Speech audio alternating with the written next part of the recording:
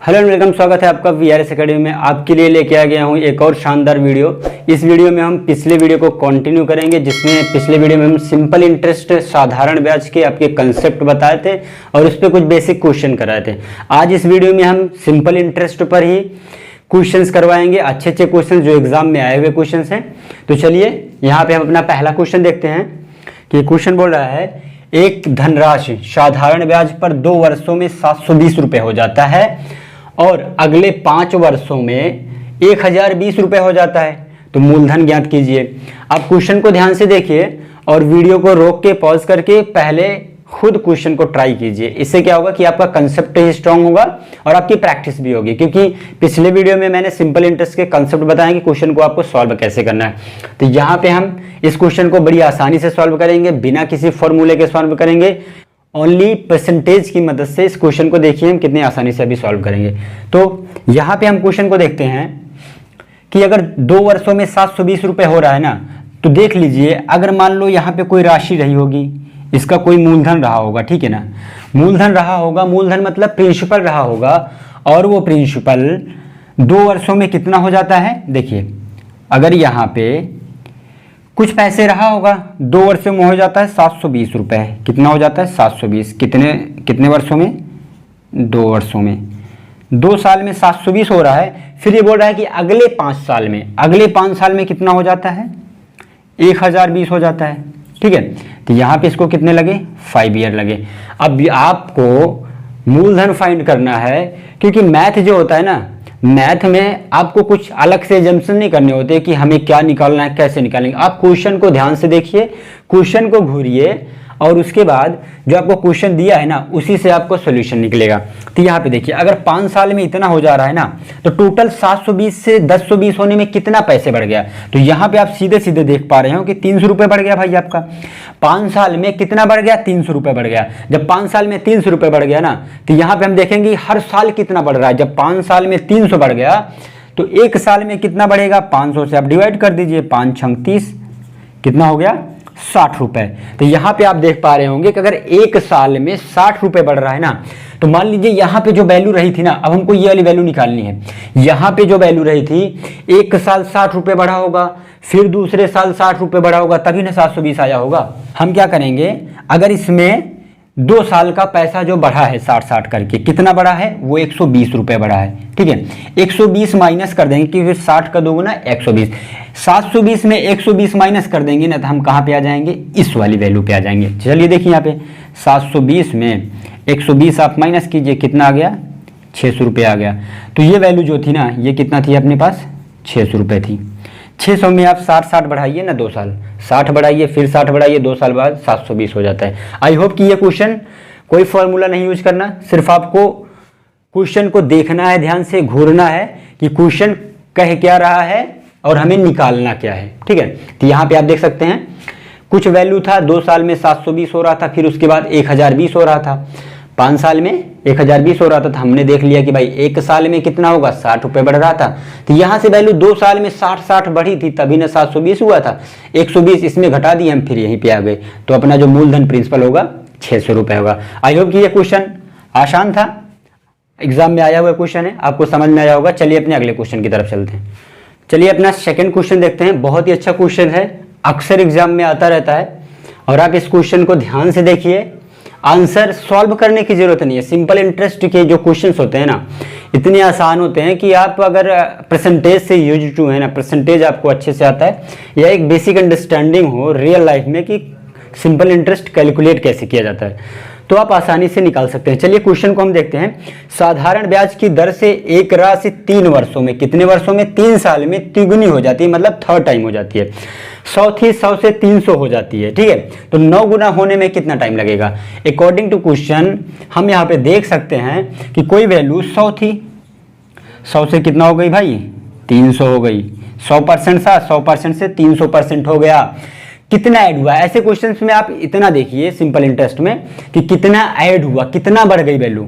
आप यहाँ से देख सकते हैं ना, तो 200% बढ़ गई। कितना बढ़ गई, 200%। 100 से अगर 300 हुआ ना, तो कितना बढ़ गया, 200% वैल्यू बढ़ गई। अब इतना बढ़ने में कितना टाइम लगा, यहाँ पे आप देख सकते हैं 3 ईयर दिया है, ठीक है, मतलब 200% ऐड होने में 3 साल लगा, तो अगला 200% ऐड होने में कितना साल लगेगा? जब अगला 200% इसमें ऐड होगा ना तो ये बन जाएगा 500।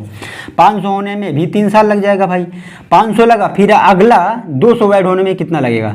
जब ये 700 होगा तो फिर भी 3 ईयर लग जाएगा। फिर अगला जब 900 होगा तब कितना लगेगा भाई? तब भी 3 ईयर लगेगा।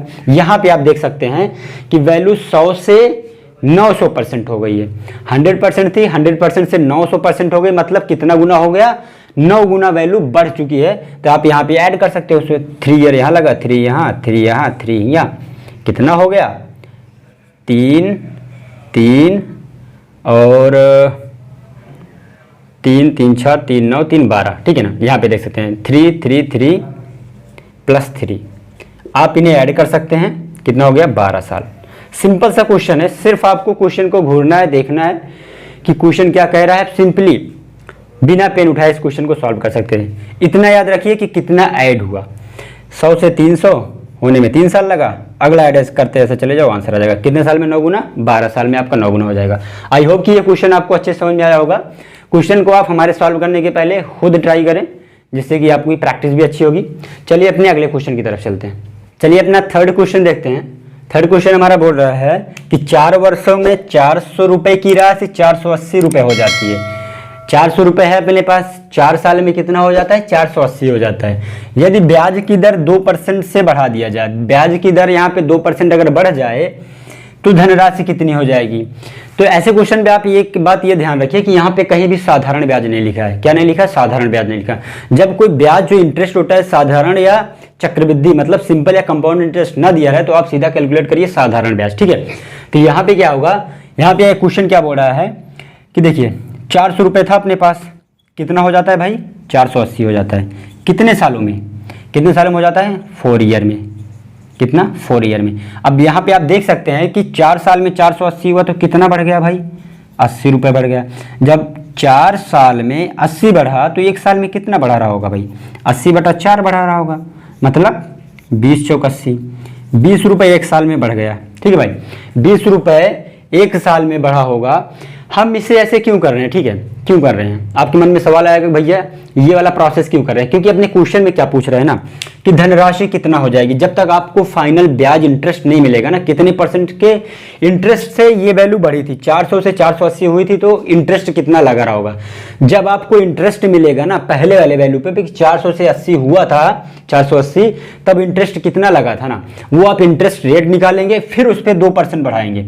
हमारा लॉजिक यही है कि हम पहले वो इंटरेस्ट निकालें कि कितना लगा था इंटरेस्ट, 480 हुआ था, अगर वो हमें इंटरेस्ट मिल गया तो हम उसमें हम 2% बढ़ा देंगे। जब 2% बढ़ा देंगे ना, अब 400 का जो पहले इंटरेस्ट हमें पता लगेगा उस पर 2% बढ़ा के वैल्यू निकाल लेंगे। मैथ इतनी सिंपल होती है।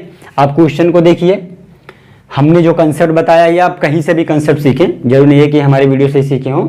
आपको जो कंसेप्ट पता है उसको ध्यान में रखिए, क्वेश्चन को देखिए, जो हमने कंसेप्ट पढ़ा है भाई उस कंसेप्ट से अप्लाई करो और आंसर निकालो। अब यहाँ पे आप देख सकते हैं अगर वैल्यू हर साल 20 रुपये बढ़ रही है ना, हर साल 20 रुपये बढ़ रही है, तो आप यहाँ पे देख लो कि 400 का 20 कितना होगा?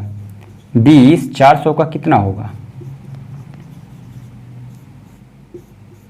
4 पंचे 20, ठीक है, कितना होगा? 5%। यहाँ से भी आप देख सकते थे सिंपल परसेंटेज के यूज करके 400 का 10% कितना होगा? यहाँ से दशमलव लगाओ 40 हो जाता। जब 10% 40 है तो इसका 5% मतलब आधा कितना होता? 20 होता। अब डायरेक्ट एग्जाम में ऐसे ही करते हैं, ऐसे नहीं करते, ये तो मैंने कैलकुलेशन करके दिखा दिया। एग्जाम में कैसे करते हैं? डायरेक्ट 400 का 10% 40, आधा इसका 20%, 5% इसका आधा हो जाएगा 20। तब आप देख लेंगे कि 5% से जब वैल्यू बढ़ रही थी ना, अब क्या बोल रहा है कि 2% ब्याज बढ़ा दो। जब इसमें 2% प्लस कर दोगे रेट तो कितना हो जाएगा? 7%। अब वैल्यू बढ़ानी है 7% से, अब बढ़ानी है 7% से, तो अब क्या बोल रहा है? 400 का 7% से जब बढ़ाओगे हर साल ना, तो 4 साल में ब्याज कितना हो जाएगा? मैंने आपको बताया है अगर 7% हर साल बढ़ रहा है ना, तो 4 साल में कितना हो जाएगा? 28%। कितना होगा? 28। सीधे हम अपन कैलकुलेट करते हैं, टोटल इंटरेस्ट कितना होगा? 28%। अब 400 का 28% जब बढ़ाना है, ध्यान रखिएगा 400 का जब कोई वैल्यू 28% बढ़ानी होती है ना, तो उसको हम डायरेक्ट मल्टीप्लाई करते हैं 128/100 से। आप यहाँ पे देख लीजिए काट पीट के 4 अट्ठों 32, 4 दूनी 8, ठीक है, 4 अट्ठों 32, 4 दूनी 8, 8 3 11, 4 एकम 4 1 5, 512 रुपये। अब आपका जो वैल्यू हो जाएगा वो कितना हो जाएगा, 512 रुपये। सिंपल सा क्वेश्चन था, थोड़ा सा कैलकुलेटिव था, लेकिन इजी क्वेश्चन था। अगर आपको कंसेप्ट ध्यान में है तो आप इजीली कर सकते हैं। सिंपल सा आप देखिएगा, 400 से वैल्यू 480 हो रही थी, तो यहाँ पे देख लीजिए पर ईयर हमें 20 रुपये बढ़ रहा था। अब 20 देख लिए, 400 का कितना है, तो हमें रेट मिल गया 5% था भाई। अब अगर 2% रेट बढ़ा दोगे तो 7% से अब वैल्यू बढ़ेगी। जब 7% से बढ़ेगी तो 4 साल में टोटल कितना देगा, 28% देगा। अब किसी को 28% बढ़ाना है ना भाई, तो उस वैल्यू को 128/100 से मल्टीप्लाई करो, सीधा आंसर निकलेगा आपका 512। आई होप कि ये क्वेश्चन थोड़ा सा कैलकुलेटिव था, आपको समझ में आया होगा। सिंपल सा क्वेश्चन था। चलिए अपने अगले क्वेश्चन की तरफ चलते हैं। चलिए अपना चौथा क्वेश्चन देखते हैं। बहुत ही शानदार और अच्छा क्वेश्चन है, समझने की कोशिश कीजिए। ए बी को 2500 रुपये व सी को कुछ राशि 7% वार्षिक ब्याज की दर से उधार देता है, ठीक है। ए जो बंदा है वो बी को 2500 रुपये देता है और सी को कुछ देता है, बताया नहीं, और इन दोनों को कितने % ब्याज पर देता है, 7% ब्याज पर देता है। वो भी 4 वर्षों के बाद उसे कुल 1120 रुपये ब्याज के तौर पर मिलते हैं। तो सी को दिया गया उधार ज्ञात कीजिए। क्वेश्चन को समझिएगा। ए एक बंदा है, बी को उसने 2500 रुपये दिए, सी को उसने कुछ रुपए दिए, बताया नहीं, दोनों को 7% ब्याज पर दिए और 4 साल बाद उसको 1120 रुपये ब्याज के तौर पे मिले। तो पूछ रहा है कि सी को उसने कितना उधार दिया था। अकॉर्डिंग टू क्वेश्चन अगर हम यहाँ पे देखते हैं, जो ए बंदा है, ए है, वो किसको पैसे देता है, बी को देता है, सी को देता है। बी को कितने देता है, 2500 देता है, सी को कितने देता है, एक्स मान लेते हैं। यही निकालना है अपने को। अगर वो 7% ब्याज की दर से देता है तो 4 साल में कितना ब्याज हो जाएगा, कितना इंटरेस्ट हो जाएगा, क्योंकि अगर 7% से देता है 4 साल में तो 28% हो जाएगा, ठीक है भाई। कितना परसेंट हो जाएगा, 28% हो जाएगा।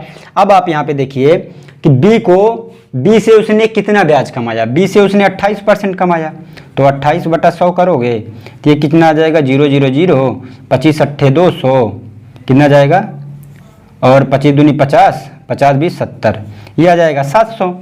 जो सी को उसने मनी दिया था उससे भी वो 7% की रेट से 4 साल में 28% ब्याज कमाएगा।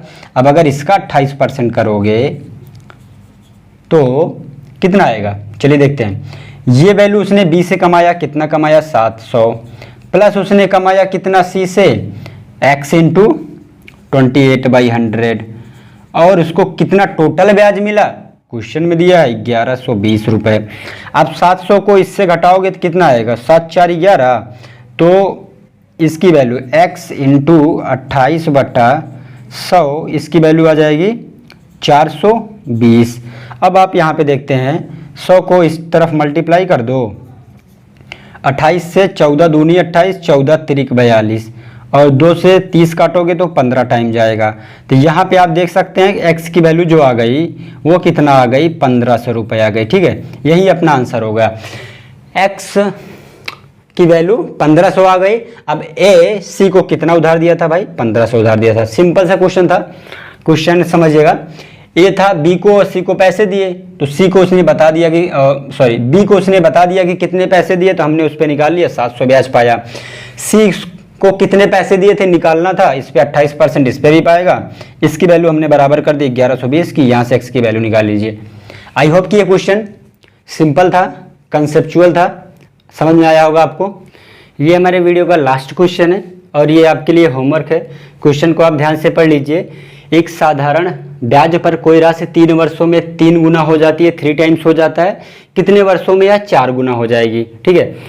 इस क्वेश्चन को इसी टाइप का मैंने पहले भी इस वीडियो में सॉल्व कराया है क्वेश्चन, तो आपके लिए होमवर्क है। और हाँ, इस क्वेश्चन को आप पढ़िए ध्यान से और सॉल्व कीजिए। इसका आंसर कमेंट बॉक्स में जरूर कमेंट कीजिए, इससे हमें पता चलेगा कि जो हम आपको सिखाना चाह रहे हैं, पढ़ाना चाह रहे हैं, वो आपको अच्छे से समझ में आ रहा है। तो इस वीडियो में इतना ही। और आपको हम बता दें कि सिंपल इंटरेस्ट हमारा ख़त्म हो चुका है। 2 वीडियो में मैंने एक में कॉन्सेप्ट कवर किया और एक वीडियो में क्वेश्चंस आपको कराए, और इसी टाइप पे लगभग क्वेश्चन आते हैं एग्जाम में, इससे बाहर कुछ नहीं आता। आप एसएससी के, रेलवे के प्रीवियस ईयर सिंपल इंटरेस्ट के क्वेश्चन उठाइए और सॉल्व कीजिए। आप देखेंगे कि जो मैंने कंसेप्ट बताया, जो तरीका बताया, और ये तरीका सबसे न्यूएस्ट तरीका है, मतलब आप पेड कोर्स में या कोचिंग क्लासेस में जो भी आप तरीका पढ़ेंगे सॉल्व करने का क्वेश्चन, वही तरीका मैंने आपको बिना फॉर्मूला यूज किए आपको बताया है। तो आप प्रीवियस ईयर क्वेश्चन से क्वेश्चन को सॉल्व करें और अपनी तैयारी को स्ट्रांग और करें। तो मिलते हैं अगली वीडियो में, और अगर आपको हमारा वीडियो पसंद आए तो प्लीज़ वीडियो को लाइक करें और ज़्यादा से ज़्यादा स्टूडेंट को शेयर करें, बिकॉज बहुत मेहनत लगती है। आप वीडियो को लाइक करें और शेयर करें, और आप हमारे चैनल पर नए हैं तो प्लीज़ हमारे चैनल को सब्सक्राइब करें। मिलते हैं अगली वीडियो में। वीडियो देखने के लिए धन्यवाद।